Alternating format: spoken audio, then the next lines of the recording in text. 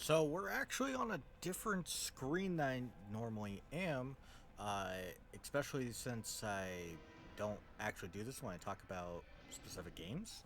But you'll probably notice my mouse every now and then. How do I play this? Okay, it's been a little bit since I played this, but I've been wanting to talk about a bunch of the games that I play and review and so on and so forth. Probably shouldn't start with this, but this was the first game I badged in the little thing I'm trying to do. And yeah, I wanted to talk about it basically, review it, and we'll also be talking about the set on retro achievements. So, if you don't know, Assassin's Creed Bloodlines is basically uh, kind of the in between of Assassin's Creed 1 and 2 for the PSP. And for a PSP game, it's definitely interesting. You can tell that your camera is very limited. Your entire ability to change weapons is also pretty limited, though you don't really need much more than the hidden, the hidden dagger or hidden blade, and then at the same time having the throwing knife. One of the things that is very limited in this game that I think most people will kind of find problematic is your ability to kind of move along structures is very annoying. It's not as bad as some of the stuff that happens in the original Assassin's Creed, but it definitely feels very almost grid-like at times. I'm trying to see if I could find one. I picked Memory 4 because I do actually like this area. It feels probably the best for me personally. Uh, and there's a couple areas that you can kind of tell you're on a grid versus free movement, which is a little strange. It reminds me a lot of Prince of Persia without the kind of oldness factor of well, that guy is dead. I think. Cool. And as you can see, sometimes it's very wacky. But overall, this game actually plays incredibly well. I don't think it's like fantastic. It's not gonna like set any barns ablaze with how good it is. But for a PSP game, it's actually very impressive how much of an open world they kind of put into the game. It's also pretty short, is how I would put it. I'm trying to showcase as much as I can in the small amount of time we have here. But it's also really short for your buck, which kind of fits along the fact that it is a PSP game, so it's going to be a lot shorter. But I also at the same time I think that does it well. One of the things about Assassin's Creed in general, which I've talked about before actually, is some of the shorter games I think are the better ones. Assassin's Creed Rogue is the first one that comes to mind. Um, really is a fantastic game. Uh, and I think this one actually does a decent job. I do have max upgrades, which I'll probably look into after this in a second. But yeah, so the area itself, I do think most of the areas look pretty samey, but there are a variety in the different areas. We're going to go to, I think the dock is this way. But this one is my personal favorite area. It looks okay at first glance, like, but then you kind of see that's three big giant passageways which are connected through parkour, which I think look pretty good. It feels very nice to travel this area, and when you're doing the side missions in the game and the main missions that are here, I don't really think much of the stuff gets like in your way, which is why I picked it for this. But we'll go explore another area. One of the things I do want to say is that the bosses in this game are quite hard without upgrades, which uh, is kind of a requirement for the achievement set, which we'll talk about in a bit. But I do think the bosses are quite interesting. One of them focuses primarily on countering, which is something you're going to do anyway because countering is broken. You should do it. And then at the same time, you have one that's more focused on like trying to kind of dodge around. There's one that is going to want you to kind of focus in on just not really dodging or countering, but just starting combos and then ending them faster. Uh, so it feels very nice to have that type of difference. Uh, and I do feel like the bosses are actually pretty interesting. One of them is really hard in my opinion to like figure out what you're supposed to do. It's the witch, which is the memory block we're playing, the boss of this one.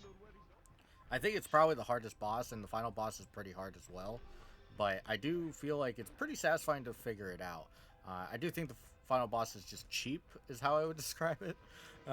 Whereas the witch, I do feel like once you figure it out, it's a very like enjoyable thing to be like, oh, that's how I do it. So overall, I do think it's a decent time. And yeah, as a game, for the PSP especially, I probably argue you could get like a 6 out of 10. Uh, oh, we have a little side mission which are available replaying the memory block, which is kind of interesting because sometimes it's not actually available. So you can do the counter, which is kind of what you want to do in this game.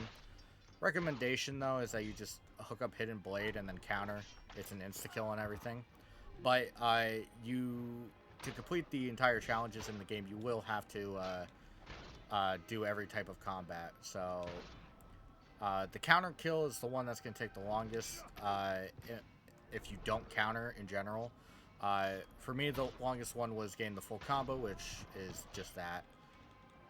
I can't really tap right now, which is interesting. But, like, yeah, that's how you finish it. And then we will just talk to you. We did the little side quest, which is nice. I've already done it, so it doesn't really matter. But I want to talk about the achievement set now that I've talked about the game in general. So, Assassin's Creed Bloodlines being a PSP game means that it, it has a lot of areas that are pretty full. And there are collectibles I can't really show because it's a complete save file, but on this pillar there was a collectible. Right there, the wood one right next to my character that I'm right on right now. But there was these things called silver and gold coins. Basically, in every single area, if you look at the top, there are 5 silver coins, and then there's 1 gold coin. Usually, the gold coin was actually the easiest to find.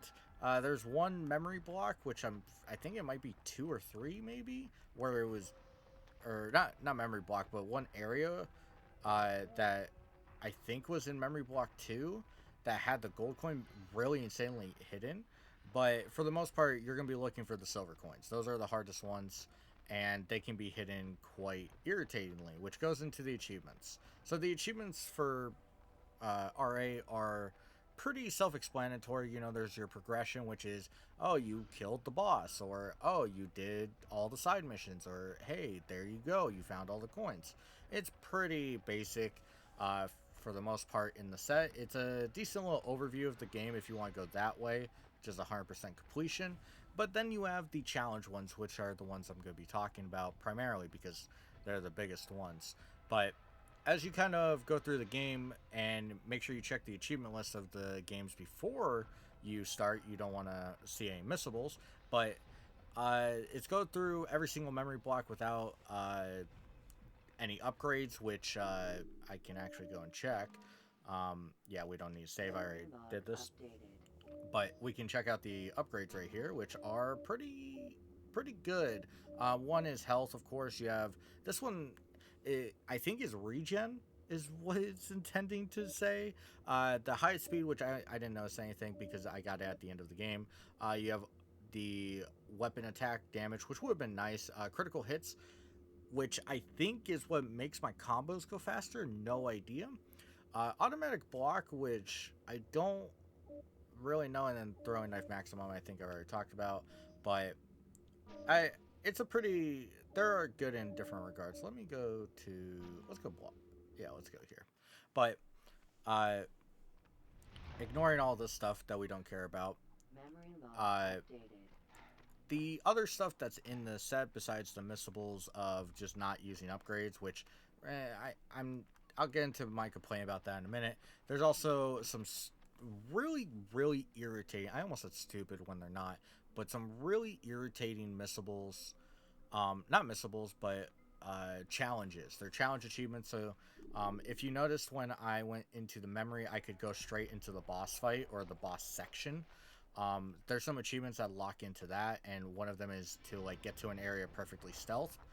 Those are the hardest ones to me. Maybe it's because this game's a little janky at times with like what just happened there, but you can see it's a little janky, and stealth is sometimes the product of a very janky mess, leaving you a little frustrated. That's not to say they're impossible. They're not even close to impossible. But I do think that it suffers at times from just being frustrating for not your fault. Uh, by the way, I just realized starting in 5 apparently ended up here, which probably should have realized at some point. Let's go to this other area. What could make someone move? I don't know why that guy was so angry. But, and yeah, those are the entire achievements. I do think the set overall is decent, but then again, the game itself is pretty just decent and self-explanatory. There's not a lot of cool stuff you could have done, really. I mean, there's some challenge achievements in stealthing, and there's one at the very end of Memory Block 6 where you only use the hidden blade for a giant fight, which sounds very cool, and then you realize that you just sit there and counter for 10 minutes. It's not hard at all. Um, so it's not overly a fantastic set. I do think it suffers from just being very basic. I don't really blame the developer on that one for the set design, because what are you going to do with this game? But I definitely do think it deserves a couple more challenges that would have been fun. I'm not sure what you could do really off the top of my head, but having played through it, I think one of them is maybe challenges for every memory block, because I think only 3, 4, and maybe 6 is covered in challenges. And there are a couple challenges that I think are pretty good. Uh, and one of the things that I guess we're going to go into, because I forgot to mention it earlier, if you go up here, there are accomplishments in the game, kind of self achievements to do it. And there's an achievement for getting every single accomplishment done, which isn't that hard. It looks very, very daunting when you first show up and like look at this, but in reality, is very, very simple. And once you look at this, you're like, okay. The only one that I think was kind of cool that is required was finish memory block 1 in under 5 minutes, which is the tutorial, which you can skip pretty readily. Not skip, but you can go through pretty readily. And then there's the just go through the game, and then you go into like collect all the bronze Templar coins, or as many as you can. In this case, it's 500, which is not hard. You're gonna get them just from assassinating in general. This is just the collectibles, which you're gonna get if you're following the achievement set, and that's why I kind of feel like it would have been cool to see achievements that go a little bit past just this. It would have been cool in general to maybe have like some damageless stuff, because I do think it's possible. It would have been a little annoying, I'm not gonna lie. But oh, we're at the end of the game. It continued. That's funny. But yeah, when it comes down to it, I do think the set itself is decently good. I would probably give it a 7 out of 10. For it to be like really, really good, and it's never gonna get like amazing, because at the end of the day, it's this game. It would definitely need a little more achievements to like kind of hunt for big achievement moments. I guess we're gonna kill these guys and call it. But overall, I had a lot of fun, and we'll probably be seeing uh, more reviews of not only games that I play. I'm also like stuttering really bad at the end of this, but oh, I can't counter. I'm bad. But also the RA set review, which I'm not sure what I'm calling this at this point, but yeah, I think giving this game a 6 out of 10 is pretty fair. I could argue for like a 7 on a good day if I'm like feeling very nice about it, but I think for the PSP, the limitations you're on, it's pretty obvious sometimes to see the limitations of the system.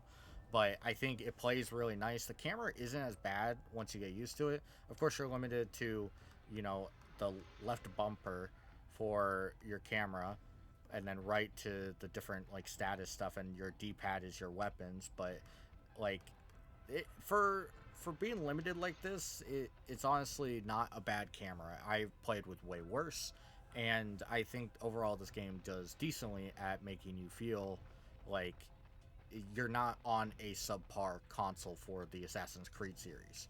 This isn't, a big downgrade. It's not going that far down. But overall, I do think I would probably give it a 6 out of 10 for the game itself, and then probably the set. It covers most of everything I want. Besides a few things, I would give it a 7 out of 10. So I do recommend it if you like Assassin's Creed, and hopefully you guys will go for the badge if you enjoy what you see. But I think that's it for this one. Next one will be, oh, sadly, I think it's a racing game.